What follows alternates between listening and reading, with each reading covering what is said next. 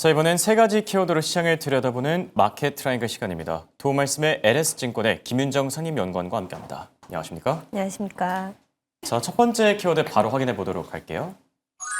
첫 번째 키워드는 찜찜한 CPI입니다. 네. 찜찜하기도 하고 좀 찝찝하기도 하고. 맞습니다. CPI가 예상보다 낮게 나와준 점은 분명히 좋은 부분이 맞습니다. 있겠죠. 그럼에도 불구하고 이 데이터를 정말 신뢰해도 되는 게 맞을지 우선 네. 주거비와 관련된 좀 논란들이 있다라는 얘기들도 들려오더라고요. 네, 연구원님은 맞습니다. 이번 CPI 어떻게 보셨을까요? 일단 말씀해주신 부분이 정확하게 좀 들어맞지 않았나. 일단은 시장 자체는 이번에 CPI 발표 이후에 좀 환호했다. S&P 같은 경우도 5일 만에 반등을 하고 그런 그렇죠. 부분들로 나타나기는 했었습니다만은 일단은 이 지표 자체에 대해서 신뢰를 할 수가 있느냐에 대한 불확실성은 계속해서 좀 안고 있는 상황이지 않을까. 그리고 당분간 이제 어쨌든 요번에 발표된 게 10월 CPI였고 11월 CPI까지도 어느 정도는 일부 영향을 받을 거다 보니까 적어도 2달 뒤까지는 계속해서 좀 물가에 대해서는 신경을 쓰셔야 되는 상황이지 않을까라고 말씀을 드리고 있습니다. 일단은 헤드라인 CPI 같은 경우 YOY 2.7% 상승했고 이 근원 CPI 같은 경우는 2.6%로 이제 컨센서스로 예상되었던 3%대 대비해서는 크게 하회하면서 금리 인하가 또 계속 될 수 있을 거다라는 기대감으로 좀 전개되는 모습이었는데 일단은 세부 지표상으로 봤을 때 여전히 좀 에너지 쪽도 4.2% 정도 연간 올랐다 보니까 에너지발 물가 압력이 높은 상황이었고 중고차나 트럭 그리고 의료 서비스 쪽에서도 각각 3%대 3.6%랑 3.3%를 기록을 했다라는 부분들도 좀 신경 쓰셔야 되는 부분인 것 같고요. 일각에서 얘기가 나왔었던 주거 서비스와 관련된 부분들도 결국에는 이제 데이터가 누락됐거나 혹은 공신력 있는 기관의 데이터가 아닌 외부 기관의 데이터를 활용을 했다라는 부분들이 드러나는 점도 있어서 여전히 좀 이 데이터의 어떤 누락 부분이나 신뢰성이나 이런 부분에 있어서는 아직까지는 완전하게 여기 이번에 나온 지표들이 물가 완화를 지지한다라고 안심하기에는 좀 이르지 않나라는 부분을 좀 말씀드리고 있습니다. 네. 결국 CPI가 발표되고 나서 금리나 기대감이 커지긴 했지만 이 데이터를 정말 우리가 신뢰할 수 있는 건지 이런 좀 논란들도 같이 생기고 있는 부분이고요. 네. 그리고 트럼프 대통령이 또 대국민 연설을 가졌었죠. 18분 동안 네. 자화자찬 회의들을 네. 했다고 합니다. 그러면서 또 대폭 금리 인하에 나설 사람을 연준 의장으로 뽑겠다라고 강조를 했는데 그렇죠. 네. 누가 되든 간에 비둘기파인 상황에서 그렇게 큰 차이는 없겠죠? 어떻게 생각하시죠? 일단은 지금 거론되고 있는 사람이 시장에서 한 3명 정도로 추리고 있는 걸로 보고 있습니다. 그래서 케빈 해시 NEC 위원장이 이제 가장 좀 유력하다라고 보고 있고 그 외에도 이제 크리스토퍼 월러 연준 의사 그리고 전 연준 의사였던 케빈 워시 전 의사 이렇게 3명으로 좁혀진 듯한데요. 특히나 이제 크리스토퍼 월러 의사는 지금 현재에도 투표권을 가지고 있는 연준 의사로서 활동을 하고 있고 지난달부터 금리 신중론에서 확실하게 이제 좀 인하론자로서 포지션을 명확히 하면서 좀 이 후보군에 들지 않았나라고 말씀드릴 수가 있을 것 같습니다. 이 3명의 후보 모두 어쨌든 파월 의장보다 더 완화적인 기조를 좀 주장을 하고 있고 또 지난주 FOMC에서도 나왔지만 이제 파월 의장조차도 금리 긴축으로 재개하는 그 방향에 대해서는 누구도 고려하고 있지 않다라는 부분을 명시를 했기 때문에 시장은 전반적으로 이제 완화의 기조가 계속 좀 이어지지 않겠나라는 부분을 예상을 하고 있고요. 또 이제 트럼프 발표에 의해서 어쨌든 지금 차기 의장을 마치 리트머스 시험지로 판단하는 것만큼 이제 인하를 그렇죠. 지지하는 사람으로 좀 지정을 하겠다라는 부분을 좀 예상을 하고 있기 때문에 시장이 조금 더 그쪽으로 포커스를 맞추고 있는 것 같습니다. 다만 이제 후보들 간의 방향성은 같겠지만 어떤 이제 속도나 어떤 시장을 좀 더 신경 쓰는지 정도의 차이는 좀 있지 않을까라고 말씀을 드리고 있는데요. 일단 해시 위원장이나 월러 의사 같은 경우는 그래도 좀 경제 데이터를 보고 좀 판단을 하려는 모습들이 발언을 통해서 나타나고 이제 단계적인 인하를 좀 선호하는 편이다라고 볼 수가 있겠는데 반면에 좀 워시 전 이사 같은 경우는 좀 보다 그 상대적으로는 급진적인 스탠스를 보이고 있다라는 점에서 상대적으로 2분이 될 경우에는 경기 충격이 조금 더 큰 정책 전개도 가능할 수 있겠다라는 부분을 예상을 해볼 수가 있을 것 같습니다. 그래서 뭐 지금 연준의 뭐 마이런 이사 같은 분이 지금 그런 쪽이랑 좀 가깝다라고 볼 수가 있을 것 같은데 유사한 결의 투표권자가 한 명 더 늘어나게 되면은 그만큼 좀 시장이 조금 경계를 하지 않겠나라고 예상을 해볼 수가 있을 것 같고요.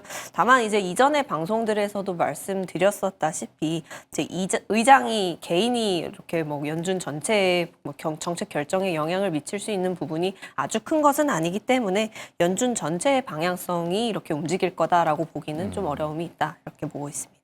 네. 후보 간의 결은 조금씩 다르긴 하지만 뭐 전체적인 방향성 자체는 어쨌든 금리 인하 쪽으로 계속 가지 않을까 생각이 들고요. 자, 다음 키워드 같이 확인해 볼게요. 다음 키워드는 유럽연합의 친환경 후퇴입니다. 트럼프 2기 들어서 지금 세계 기후 정책이 전반적으로 좀 흔들리고 있는 것 같은데 유럽연합 쪽도 좀 마찬가지인 것 같아요. 친환경 정책 기조에 변화가 생길까요? 아니면 뭐 큰 그림에선 그대로 유지될 가능성이 클까요? 일단은 뭐 큰 그림에서는 유지가 된다라고 하는 게 이제 EU 집행위 쪽의 설명이고 계속해서 근데 이제 시장이 우려하고 있는 거는 그럼에도 불구하고 계속해서 조금 기업 친화적인 좀 그렇죠. 완화적인 방향으로 목표를 조정을 하고 있다 보니까 이런 부분들이 현실적인 부분을 감안했을 때 그리고 이제 기존에 반영되어 있던 어떤 가이던스를 계속 좀 하향해야 하는 방향으로 전개되는 것에 좀 경계를 하고 있는 상황이다 정도로 정리를 드릴 수가 있을 것 같습니다.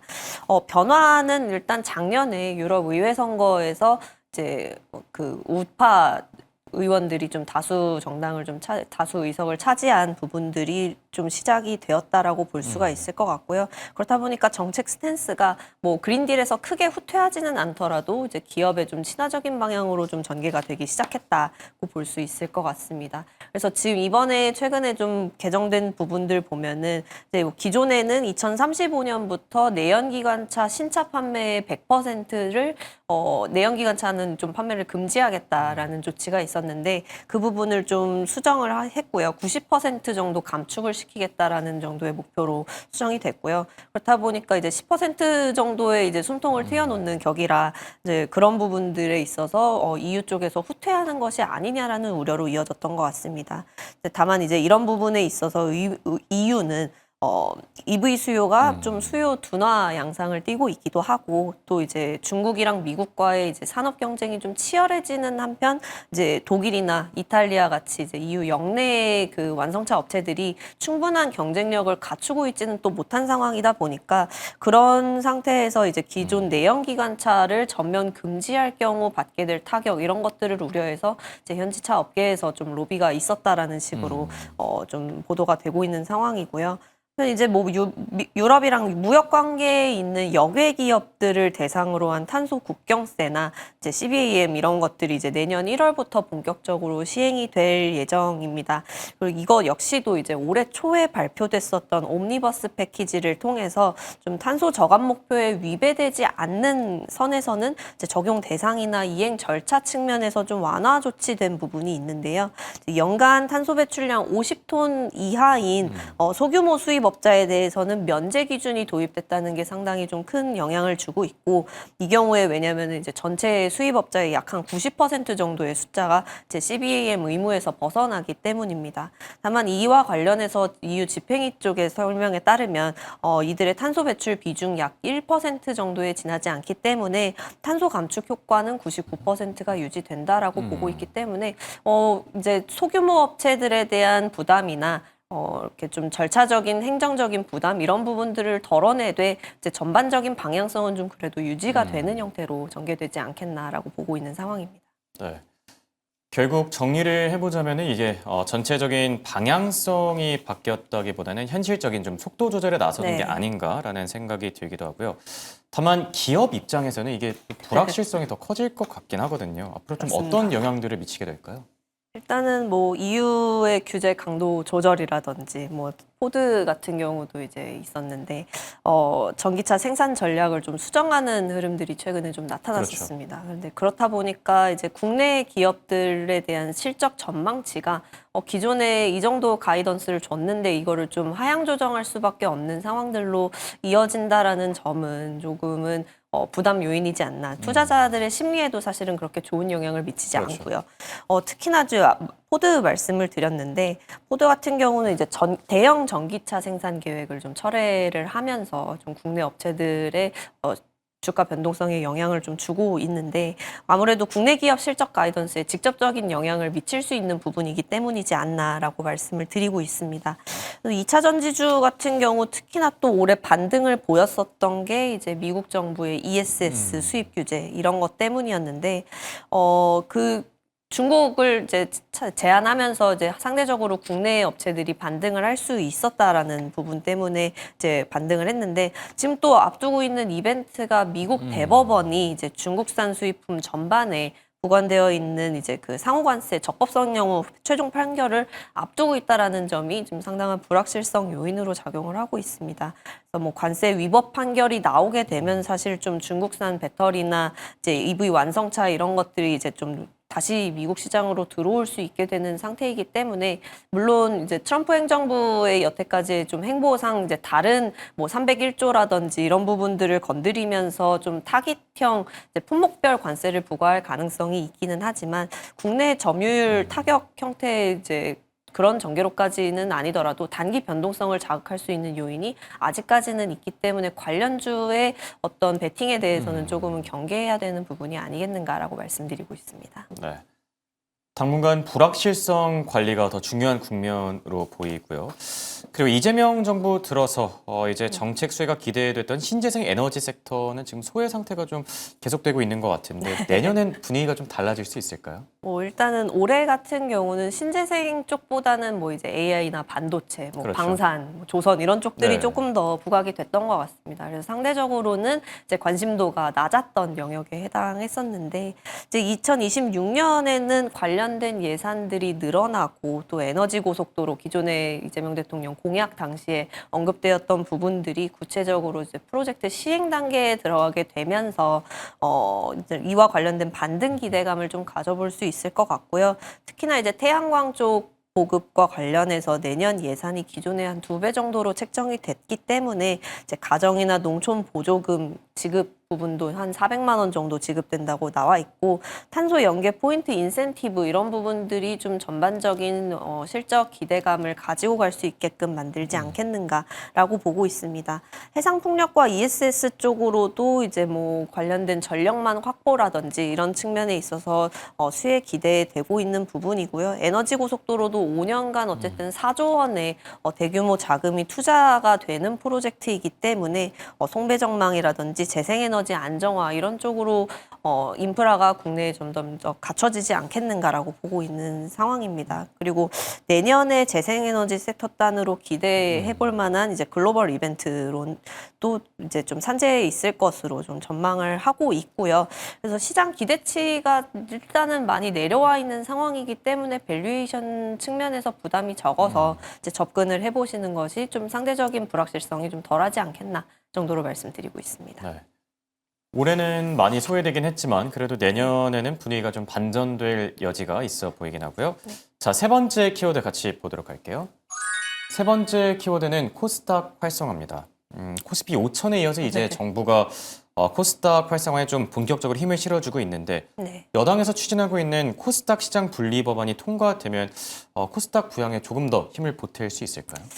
일단은 코스닥 시장 분리 법안이 이전에도 한번 추진이 됐었다가 이제 그 국회 통과가 무산되면서 이제 좀 흐지부지 된 경우가 있었는데요. 일단은 뭐 애초에 코스닥이라는 이름이 이제 나스닥을 벤치마킹한 이름이다 보니까 거기서부터 유추할 수 있듯이 이제 코스닥의 원래 그 태생은 기술력을 앞세운 좋은 기업들이 이제 좀 원활하게 자금 유치를 하고 성장할 수 있도록 만들어진 시장인데 실질적으로 현재에 이르러서는 좀 구조적으로 어떻게 보면 성장이 제한되어 있는 그런 모습들이 나타나고 있습니다. 바로 좀 좀비 기업 문제라든지 또 알짜 기업들 이렇게 몇 안 되는 알짜 기업들은 또 성장하면은 코스피로 이전하는 그런 문제들을 안고 있었기 때문에 이제 결국에 코스피 2군 이미지를 좀 계속 좀 탈피를 하고자 하는 과제를 안고 있는 상황이었는데요. 어쨌든 뭐 코스닥 부양안 중 하나로 언급되고 있는 게 이 코스닥 시장 분리 법안에 해당한다라고 말씀드릴 수가 있겠습니다. 한국거래소를 이제 좀 지주회사 개념으로 전환을 하고 코스피랑 코스닥을 각각 좀 자회사로 분리해서 좀 경영을 하도록 하는 게 골자인데 일단은 자본시장법 개정 사항이 있고 이제 말씀드렸듯이 2014년 당시에도 이제 금융위 쪽에서 주도로 좀 정책 논의가 있었는데 실패를 했었다고 말씀을 드렸고요.